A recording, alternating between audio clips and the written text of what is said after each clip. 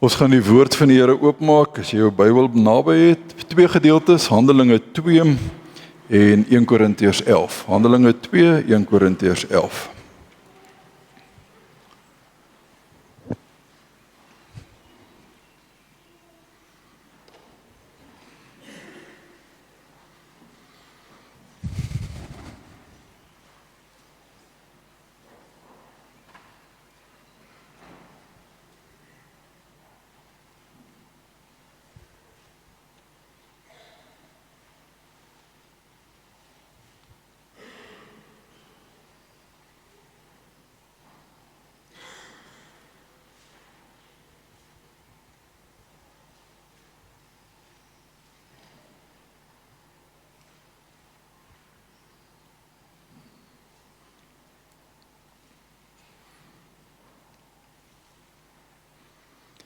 Here, baie dankie dat ons u woord nou mag oopmaak.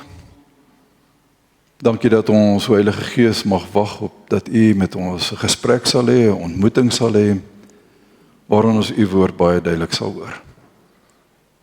Dankie vir die voorreg om dit in ons eie taal te kan hoor en te kan lees.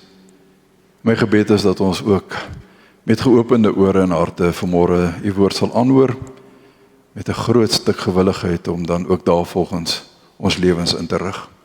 Ek pleit dit en bid dit in u naam alleen. Amen.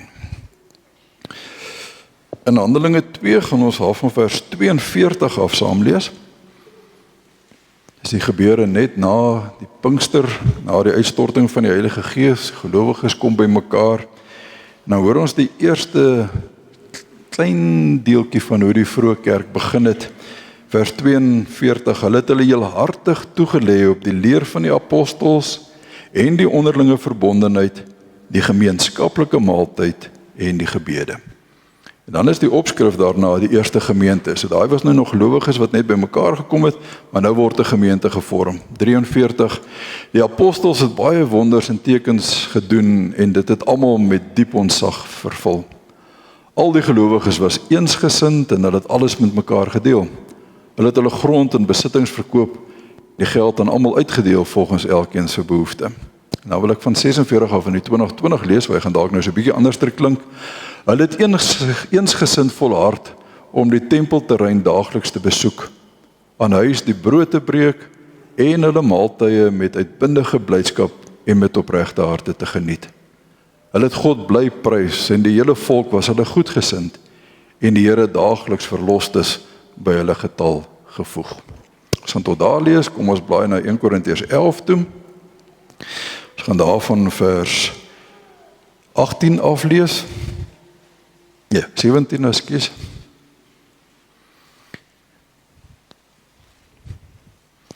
Ek kan nogals die vlamme in Paulus se gesig sien as hy hierdie stukkie skryf. Hy is redelik omgekrap, hy is moeilik. Sê hy dan vers 17, nou dat ek besig is om voorskrifte te gee, daar is dinge wat ek nie prysenswaardig vind nie. Dit is dat julle samekomste eerder kwaad doen as goed. Wat my veral hinder is dat daar, soos ek hoor, verdeeldheid onder julle is wanneer julle as gemeente saamkom. En gedeeltelik glo ek dit ook. Nou vers 20, as julle dan as gemeente saamkom, is dit nie meer die nagmaal van die Here wat julle vier nie. Want by die gemeenskaplike maaltyd eet elkeen gou sy eie eetgoed met die gevolg dat party honger bly en party te veel drink. Het julle dan nie huise waar julle kan eet en drink nie? Of het julle nie eerbied vir die gemeente van God nie? Of wil julle die armes verneder? Wat moet ek vir julle sê? Vra hy amper hier half moedeloos. En dan as jy die res gaan lees, dan praat hy oor die nagmaal. Hy doen ook daardie gedagte wat ons in die nagmaalsinstellingswoorde hoor. Ek het van die Here ontvang wat ek ook aan julle oorgelewer het, en ook die oordeel wat daarmee saamgaan as mens die nagmaal so verkeerd doen. As gaan nou nie verder daaroor lees nie, jy kan dit gerus self gaan doen. Nou vriende, ons het nou al in hierdie paar weke wat verby is 'n paar keer gesê, jy gaan hierdie jaar op verskillende maniere en op baie maniere gaan ons stil staan by hierdie tema van die kerk. Kan ons asseblief weer oor en voor begin? Die gedagte van back to basics. Ons gaan vir die hele jaar, of vir 'n groot deel van die jaar, gaan ons stil staan by wat die Here van ons vra as sy kerk. Hoe het hy bedoel moet kerk eintlik wees? En om dit reg te kry, moet ons nou elke keer teruggaan na die woord toe. En elke keer by gedeeltes gaan stil staan waar ons iets hoor van hoe die Here gesê het, hy wil hê sy kerk hier op aarde moet funksioneer, moet werk en moet wees. En een van die pilare waarop die vroeë kerk gestaan het, is die sogenaamde gemeenskaplike maaltye, die liefdesmaaltye. En baie mense het die idee dat dit gelyk aan nagmaal is. Maar ek dink dit is duidelik dat jy sommer vanmôre in 1 Korintiërs gehoor het, dat dit nie die geval is nie. So ek wil graag vanmôre hierdie twee net uit mekaar uithaal, dat ons net die onderskeid daarvan baie duidelik kan hoor. Die gemeenskaplike maaltyd was 'n ete wat gefokus was op mekaar. Gelowiges het by mekaar gekom, so het ons vers 42 gehoor, en so hoor ons ook weer later in vers 46 en ook in 1 Korintiërs 11. Gelowiges het by mekaar gekom. Hulle het hulle nuwe eenheid wat hulle in Christus gevind het hulle nou gevier. Onthou, dit was Jodem wat tydens Pinksterdag tot geloof gekom het en Christus Jesus as hulle Here aanvaar het. Daar het nou 'n nuwe gemeenskap onder hierdie ouens begin. En dan het hulle gereeld van huis tot huis gegaan, en soos vers 46 sê, dan het hulle brood met mekaar gedeel. Brood gebreek en met mekaar gedeel. Dit was die geleentheid waar die ouens by mekaar gekom het en almal het ietsie gebring. Amper soos wat ons nou vanmôre met ons gemeenteete gaan doen. Almal bring ietsie en almal kan deel in die hoeveelheid en die oorvloed wat daar is. Want daar was arme mense in die Bybelse tyd, meer as wat ons dalk vandag het, ten opsigte van binne 'n gemeente. Grootste deel van die gemeente was regtig maar arme mense. En daarom was dit een van die eerste goed wat die vroeë kerk reg gekry het om te sê, ons wil ook in die behoeftes van die arme mense voorsien. Daarom sal ons by mekaar kom, ons sal brood breek en daar sal genoeg wees vir almal. So die fokus was op mekaar gewees. Die tweede wat ons hoor van hierdie vroeë kerk is dat hulle nou in huise by mekaar begin kom het. Die kerk in aanhalingstekens, die tempel en die sinagoge sou nie meer nou die enigste plek van samekoms wees nie. Kerk is nou nie meer net beperk tot 'n gebou nie, tot 'n kerkgebou, tot 'n tempel of tot 'n sinagoge nie. Meer en meer, soos wat jy ook deur Handelinge sou gaan, sou jy agterkom, kerk gebeur nou nie meer in banke van geboue nie.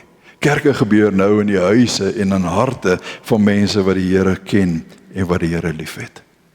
En dan hoor ons in vers 46, hulle het hulle kos met blydskap en in alle eenvoud geëet en God geprys. 2020 vertaling het gesê, uitbundige blydskap en met opregte harte geniet. So hier hoor ons iets van hierdie besonderse ete, besonderse geleentheid wat hulle gehad het, dat hulle met mekaar gedeel het, dit wat hulle het. Dat hulle dit eenvoudig gehou het. Dat hulle opreg was in hulle lofprysing en dat hulle dit met vreugde gedoen het. Dit was die groot kenmerke of eienskappe van hierdie ete wat hulle gehad het. Maar die fokus was op mekaar. Ons is saam, ons deel, sodat almal uiteindelik iets kan hê. En dan tydens hierdie maaltyd, hierdie gemeenskaplike maaltyd, meeste van die keer aan die einde van die maaltyd, maar daar is ook geskrifte wat vir ons sê, dit het ook partykeer in die begin gebeur, aan die einde van hierdie maaltyd is die nagmaal dan gevier. Gewoonlik het hulle saam geëet, en dan het 'n apostel 'n boodskap gebring, 'n stukkie gepreek, en daarna het hulle dan oorgegaan na die nagmaal toe. So dis twee verskillende goed, dit was nie alles presies dieselfde nie. Dit het gewoonlik by dieselfde gebeure plaasgevind, waar die gemeenskaplike maaltyd op mekaar gefokus het. Fokus die nagmaal uit en uit op Christus. Daar's 'n totale skuif in fokus.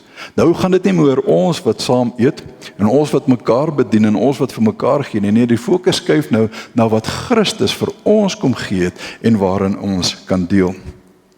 Waar die gemeenskaplike maaltyd eintlik maar net te doen het met die versterking van my eie liggaam. Ek het brood geëet en ek het versadig geword en ek was okay. Fokus die nagmaal op 'n geestelike versterking. Nie net 'n liggaamlike versterking nie. Ons het dit al heel in die begin van ons diens vanmôre gehoor, dat die nagmaal gee vir my en vir jou die absolute sekerheid, dat wanneer ek hierdie broodjie sien, wanneer ek hierdie wyn drink, daar iets in my liggaam gebeur, of in my gees gebeur, naamlik dat ek absolute sekerheid het, die Here het dit vir my gedoen.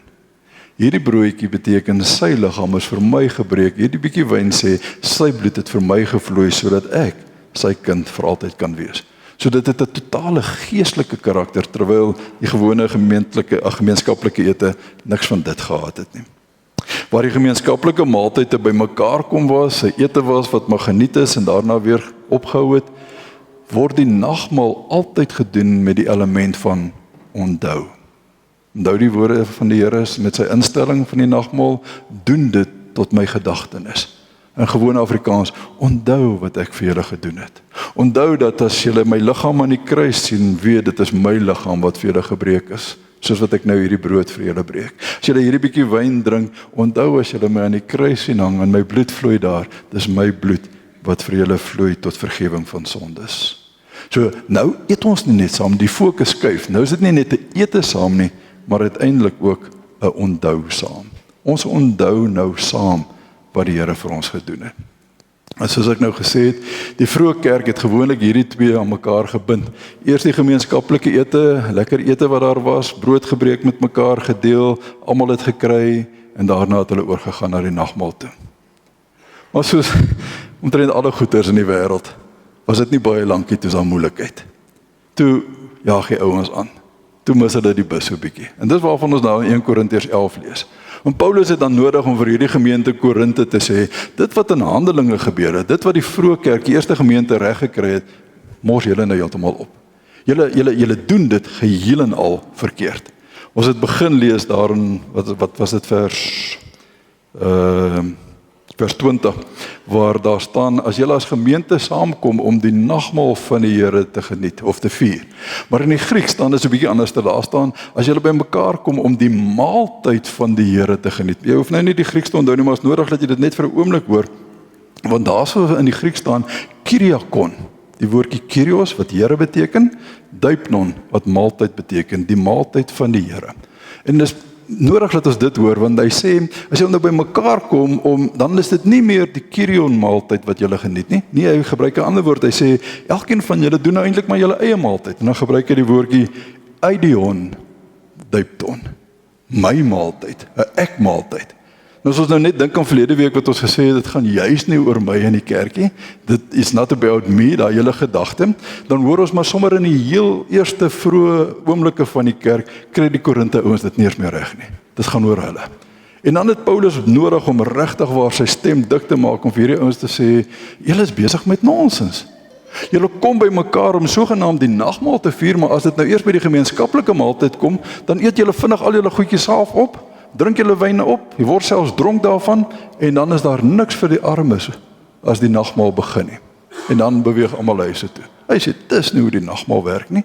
Die nagmaal is die maaltyd van die Here waar ons by mekaar kom, die fokus op hom, sodat ons uiteindelik kan deel in sy liggaam en sy bloed wat gebreek is en wat gevloei het. Maar nou mors julle dit op. Nou vat julle alles rondom die gemeenskaplike maaltyd, en daar bly uiteindelik niks oor vir die nagmaal nie. En Paulus sê, die seerste en die slegste wat ek in hierdie verband hoor, is dat daar selfs nou 'n verdeeldheid onder julle plaasgevind het. Onthou julle wat het in Handelinge gestaan? Handelinge sê hulle het eensgesin by mekaar gekom en die brood gebreek. Nou hoor ons Paulus sê, ek moet hoor daar's verdeeldheid onder julle. Ek moet hoor daar is sulke groepies wat gevorm word, hierdie ouetjies kom by mekaar en eet hulle vinnig hulle brood op, en van hulle drink selfs nog te veel en hulle word drink en dan gaan hulle huis toe. Waar is die eensgesindheid waarvan julle in Handelinge gehoor het, wat julle van die eerste gemeente gehoor het? Waar is die deel sodat almal se behoeftes vervul word? Skielik kry die gemeente Korinte dit nie reg nie.